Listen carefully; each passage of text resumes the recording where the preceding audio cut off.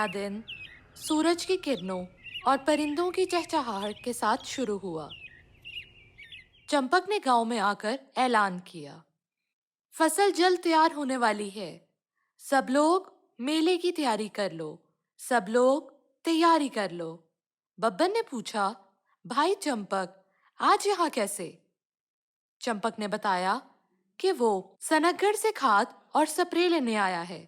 दरोगा ने पूछा, पहाड़ी वाले बाबा की कसम, मैंने सुना है कि आजकल खाद और स्प्रे सेहत के लिए नुकसानदेह हैं। चंपक ने कहा, भाई तुम ठीक कहते हो, मगर मैं हमेशा हल्कू हकीम की दुकान से ऑर्गेनिक स्प्रे लेता हूँ। वो सेहत के लिए नुकसानदेह नहीं हुआ करते। रज्जो ने कहा, वाह भाई वाह, चंपक भाई, तुम तो सनकगढ़ का बहुत ख्याल करते हो। चंपक चला गया। जब वो हल्कू हकीम की दुकान पर गया तो देखा वहां पर हल्कू नहीं बल्कि प्रियंका थी। चंपक ने प्रियंका को पहली बार देखा था, इसलिए वो हैरान हो गया। प्रियंका बोली, जी आपको क्या चाहिए? चंपक बोला, बेटी, मैं ऑर्गेनिक फर्टिलाइजर लेने आया हूँ। हमेशा हल्कू हकीम ही मेरी मदद करते हैं। प्रियंका बोली, बाबा, मैं आपकी मदद करती हूँ। हल्कू हकीम बाहर गए हैं। जब वो आएंगे तो मैं उनको बता दूंगी। प्रियंका ने चंपक को एक दवा का डिब्बा दिया और बोली, ये लो, ये तुम्हारे काम आएगा। चंपक बोला, अरे अरे, ये नहीं, मुझे तो ऑर्गेनिक दवा चाहिए जिससे सनकगढ़ वालों की सेहत खराब ना हो। प्रियंका ने कहा, अरे चचा, ये फर्टिलाइजर वलायत से आया है, बहुत अच्छा है, 2 गुना नफा होगा और पैसों में भी बचत हो जाएगी। तुम 2 गुना मुनाफा कमाओगे। इतना सोचो मत और ले लो, फायदा उठाओ। चंपक ने सोचा, अरे यार, फिर क्या हो गया अगर एक बार ऑर्गेनिक की जगह वलायती फर्टिलाइजर इस्तेमाल कर लिया? चलो, आज इसकी बात मान लेता हूँ और पैसे भी तो बचेंगे ना। प्रियंका ने डब्बा बंद किया और चंपक को दे दिया। अभी वो रास्ते में ही था कि दद्दू मिल गए। दद्दू ने कहा, चंपक कैसे हो? चंपक ने कहा, दद्दू, मैं बिल्कुल ठीक हूँ, आप कैसे हैं? दद्दू ने कहा, भैया, तुम पर भरोसा करते हैं और जो तुम देते हो वो शुक्र करके खा लेते हैं, इसलिए सब ठीक है। मुझे तुमसे एक बात करनी है। चंपक बोला, जी जरूर, जरूर कहिए। दद्दू ने कहा, जनाब, पूरा सनकगढ़ आप पर भरोसा करता है, बस कभी इस भरोसे को टूटने मत दीजिएगा। चंपक बोला, जी दद्दू, जरूर। चंपक फसलों की तरफ बढ़ गया। अब वो सोच रहा था कि क्या करे कि इतने में प्रियंका फिर से आ गई और बोली, चचा, सोचते क्या हो? ये सोचो, फसलें 2 गुना फायदा देंगी, अमीर हो जाओगे और अपना सोचना शुरू कर दो। अपना सोचना बुरा तो नहीं होता, सब लोगों को अपना सोचना चाहिए। अगर जिंदगी में पहली बार तुमने कुछ अपना सोच लिया तो क्या होगा? चंपक को दद्दू की बात याद आई। सनकगढ़ मुझ पर भरोसा करता है और जो मैं देता हूँ वो खा लेते हैं। प्रियंका को बहुत गुस्सा आया। वो चंपक को छोड़कर दरख्त के पीछे छुप गई। इतने में छोटू और ढोलू आए और बोले, चंपक चचा, कैसे हैं आप? चंपक बोला, मैं ठीक हूँ, तुम लोग कैसे हो? छोटू और ढोलू ने कहा, चचा, इतनी अच्छी फसलें उगाते हैं आप, हम वो ही खाते हैं, इसलिए हम बहुत अच्छे हैं। ढोलू ने कहा, चचा आपको पता है, हम और पूरा सनकगढ़ आपकी वजह से सेहतमंद और तंदुरुस्त है। चंपक बोला, बिल्कुल बिल्कुल, मैं तुम्हारी और पूरे सनकगढ़ की उम्मीद पर पूरा उतरने की कोशिश करूंगा। ढोलू ने कहा, चचा, ये दद्दू ने फल आपके लिए भेजे हैं। चंपक ने कहा, आपका बहुत शुक्रिया, और फल रख लिए। चंपक ने विलायती दवा फेंक दी और बोला, मैं इसको इस्तेमाल नहीं करूंगा। जब पूरा सनकगढ़ मुझसे प्यार करता है तो मैं उनका भरोसा कभी नहीं तोड़ सकता। थोड़ा सा नुकसान उठाना बड़े नुकसान से बेहतर है। प्रियंका दरख्त के पीछे से निकल आई और बोली, ये तुमने क्या किया? चंपक बोला, मैं सनकगढ़ से गद्दारी नहीं कर सकता और ऐसा कभी नहीं करूंगा। प्रियंका को बहुत गुस्सा आया। अब वो तिल मिलाकर चली गई। फिर वो बब्बन के पास गई और बोली, बब्बन मियाँ, इस सनगढ़ में रखा क्या है? बाहर निकलो, बाहर की दुनिया देखो। कमाल की मिठाई बनाते हो। अगर शहर में बिची होती तो अब तक लाखों का कारोबार होता। बब्बन सोच में पड़ गया। प्रियंका ने कहा, ये सनगढ़ वाले सिर्फ और सिर्फ फायदा उठाते हैं, वो भी तुम्हारे भोलेपन का। बब्बन बोला, हाँ, ये तो है। अगर मैं शहर में होता, मिठाई बेचता, तो अमीर होता। प्रियंका फौरन छुप गई। इतने में बब्बन की दुकान पर दरोगा आ गया और बोला, पहाड़ी वाले बाबा की कसम, कुछ लड्डू तो खिला दो, मीठा खाने को जी चाह रहा है। बब्बन ने लड्डू दिए और कहा, दरोगा मियाँ, अगर मैं यहाँ से किसी बड़े शहर चला जाऊं, तो तुम लोगों का क्या होगा?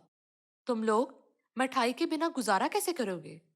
दरोगा बोला, मठाई को छोड़ो, इसके बिना तो हम जी लेते, लेकिन अगर तुम जैसा दोस्त चला जाता तो शायद मैं बहुत उदास होता। दरोगा मिठाई लेकर चला गया। बब्बन रोने लगा और बोला, देखा प्रियंका, दरोगा को मेरी मिठाई नहीं बल्कि मेरी दोस्ती चाहिए। प्रियंका बोली, अरे भोले, तुम बहुत मासूम हो। ऐसा कुछ नहीं है, ये तुम्हें बेवकूफ बना रहे हैं। तुम ये सोचो, शहर में तुम ज्यादा पैसे कमाओगे और अमीर हो जाओगे। दरोगा तुम्हें अमीर बनते नहीं देख सकता। बब्बन बोला, नहीं नहीं, ऐसी बात नहीं, ये बहुत अच्छा है। प्रियंका बोली, अरे भले मानस, सोच कर देखो, ये तुम्हें पागल बना रहा है। देखो, उन्होंने बंसीलाल के साथ क्या किया, उसको शहर की जेल में डाल दिया। कल को ये तुम्हारे साथ ऐसा ही करेंगे। अब बब्बन सोच में पड़ गया। शाम का वक्त था। प्रियंका सड़क से गुजर रही थी। चोर ने प्रियंका का पर्स छीना और भागने लगा। दरोगा मियाँ ये देख रहे थे। बस फिर क्या था, वो फौरन चोर के पीछे भागने लगे। चोर को पकड़ा, उससे पर्स वापस लिया और प्रियंका को दिया। अब वो चोर को लेकर सिपाही के पास गए और उसके हवाले किया। जब वो वापस आए तो प्रियंका बोली, अरे वाह, आप तो हीरो हैं। मेरा पर्स बचा लिया आपने, वरना मैं क्या करती? मैं तो इस इलाके में नई हूं। दरोगा बोला, ये तो मेरा फर्ज है। प्रियंका ने कहा, अरे भाई, तुम बहुत बहादुर हो, मगर ये सनकगढ़ वाले तुम्हारी कदर नहीं करते। तुम उन सब की हिफाजत करते हो, लेकिन ये लोग अच्छे नहीं हैं। दरोगा बोला, नहीं यार, ऐसी बात नहीं, ये इलाका मेरा है। मैं इस इलाके से हूँ और यहाँ के लोग मेरे अपने हैं। प्रियंका बोली, नहीं नहीं, तुम तो इनका ख्याल करते हो, मगर ये तुम्हें अपना नहीं समझते, तुम्हारे साथ जुल्म करते हैं। दरोगा बोला, क्या मतलब? मैं समझा नहीं। प्रियंका बोली, अगर तुम शहर में होते, अमीर होते, पैसे कमाते, तुम्हारे पास घर बंगला और गाड़ी होती। दरोगा बोला, हाँ, होता, जरूर होता। घर होता, शायद बंगला भी होता, और गाड़ी तो होनी ही थी, मगर ऐसे खूबसूरत दिल के लोग ना होते। प्रियंका बोली, तुम इन चीजों के बिना खुश रह सकते हो क्या? दरोगा बोला, मैं इनके बिना खुश रह सकता हूँ, मगर सनकगढ़ के बिना नहीं। प्रियंका गुस्से से तिलमिला उठी और चली गई। प्रियंका बंसीलाल के पास गई। वो जेल में था। प्रियंका बोली, बाबा, ये सनकगढ़ वाले कैसे लोग हैं? मैं इतनी कोशिश कर रही हूँ कि उनके दरमियान लड़ाई हो और वो ये इलाका छोड़कर चले जाएं, ताकि मैं आपको सनकगढ़ से निकालने का बदला ले सकूं उनसे। उन्होंने आपको निकाला था। बंसीलाल बोला, ये लोग बहुत शातिर हैं। मैंने भी बहुत कोशिश की, लड़ाई हो, फूट डले, फसाद हो, मगर मैं नाकाम हो गया। प्रियंका बोली, बाबा, मैं नाकाम नहीं होंगी, मैं इनसे बदला जरूर लूंगी। और फिर चली गई। उसने चोरी छुपे बब्बन की मिठाई में दवाई मिला दी और छुपकर तमाशा देखने लगी। छोटू और ढोलू लल्ला को स्कूल से ले आए और मिठाई खाने के लिए बब्बन मियाँ की दुकान पर रुके। बब्बन ने उनको लड्डू दिए। फिर दरोगा आ गया और मिठाई खाने लगा। दूसरी तरफ से मास्टरनी जी और दद्दू भी आए और मिठाई खाने लगे। मिठाई खाकर सब लोग बहुत खुश हुए और बब्बन मियाँ की तारीफ करने लगे। मगर 5 मिनट के बाद सबके पेट में दर्द होने लगा। कोई रो रहा था तो कोई चीख रहा था, हाय मेरा पेट, बाबा रे बहुत दर्द हो रहा है मुझे। और फिर छोटू रोने लगा। दरोगा जमीन पर गिर पड़ा। बब्बन ये सब देखकर डर गया। मास्टरनी जी बोली, बब्बन मियाँ क्या खिला दिया हमको? हाय मेरा पेट, मुझे भी बहुत दुख रहा है। और फिर वो भी रोने लगी। अब प्रियंका बाहर निकली और बोली, देखा बब्बन, अभी सब तुम्हारी तारीफ कर रहे थे और अब बातें सुना रहे हैं। मैंने तो पहले ही कहा था, ये सब लालची हैं। इनमें से कोई भी अच्छा नहीं है। ये मतलब के दोस्त और मतलब की दुनिया है। देखो, इल्जाम लगा दिया तुम पर। बब्बन रोने लगा। वो भाग कर गया और हल्कू हकीम को बुला लाया। हकीम साहब ने सबको दवा दी और शाम तक सबकी तबीयत बेहतर हो गई। बब्बन घर गया। उसने रज्जो से कहा, मुझे शहर जाना है। रज्जो बोली, अरे क्यों? बब्बन ने कहा, जहां किसी को मुझ पर एतबार ना हो और सब मतलब के लोग हों, मुझे वहां नहीं रहना। बब्बन को मास्टरनी जी का इल्जाम लगाना याद आ गया। रज्जो बोली, मियाँ तुम गलत सोच रहे हो। बब्बन रोने लगा और बोला, नहीं नहीं, चलो अब हम यहाँ नहीं रहेंगे। बब्बन और रज्जो ने सामान पैक किया और रिक्शे में रखने लगे। लल्ला ने पूछा, हम कहाँ जा रहे हैं बाबा? बब्बन बोला, हम बड़े शहर जाएंगे जहां लोगों के दिल और ज़र्फ बड़े होंगे। लल्ला फौरन भागकर दद्दू के पास गया और बोला, दद्दू जी, आप बाबा को रोक लें। मुझे सनगढ़ से बाहर नहीं जाना। मुझे छोटू और ढोलू के साथ रहना है। दद्दू बोले, चलो मैं तुम्हारे साथ चलता हूँ। दद्दू ने देखा दोनों मियाँ बीवी सामान रिक्शे में रख रहे थे। दद्दू ने बब्बन से पूछा, मियाँ कहाँ की तैयारी है? बब्बन बोला, जब पूरे सनकगढ़ वालों को हमसे यकीन उठ गया है, वो समझते हैं कि हम चोर उनको बीमार कर रहे हैं, तो हमें यहाँ नहीं रहना। इतने में दरोगा मियाँ भागते हुए आए और बोले, पहाड़ी वाले बाबा की कसम, ये देखो, मैंने बब्बन मियाँ की दुकान की रखवाली के लिए और उनकी सिक्योरिटी के लिए एक कैमरा लगाया था। देखो इसमें प्रियंका क्या कर रही है। कैमरे में देखा तो मालूम हुआ कि प्रियंका ने दवाई मिलाई थी। बब्बन को और गुस्सा आया। अब वो बोला, मैं यहाँ 1 मिनट भी नहीं रहूंगा। सुबह होते ही हम यहाँ से चले जाएंगे। दद्दू ने कहा, अगर पौधे की जड़ों को जमीन से निकाल दिया जाए तो वो बीमार हो जाता है और मुरझा जाता है। बब्बन ने कुछ नहीं कहा और सामान रिक्शे में रखने लगा। सब लोग घर वापस आ गए। अगला दिन फिर से बहुत ही खूबसूरत था। बच्चे स्कूल जा रहे थे। लल्ला बहुत उदास था। उसने छोटू और ढोलू के साथ स्कूल जाते हुए कहा, मैं तो आज यहाँ से चला जाऊंगा, फिर तुम दोनों मेरे बिना क्या करोगे? छोटू ने कहा, कोई बात नहीं, फिर हम तुम्हारे बिना खेल लेंगे। इस बात पर ढोलू हंसने लगा। लल्ला को बहुत गुस्सा आया। उसने पत्थर को ठोकर मारी और उसका पांव फिसल गया। वो जमीन पे गिर पड़ा और उसके सर से खून निकलने लगा। इतने में रज्जो रिक्शे में बैठकर जूम से आई और बब्बन के पास रुकी। बब्बन, जल्दी चलो, लल्ला के सर पर चोट लगी है। अभी मास्टरनी जी की कॉल आई थी स्कूल से। बब्बन भी रिक्शे में बैठ गया और वो दोनों जल्दी जल्दी स्कूल पहुंचे। मास्टरनी जी बोली, आप लोग बहुत लकी हैं कि आप सनकगढ़ में रहते हैं और इतने अच्छे लोग आपके आसपास हैं।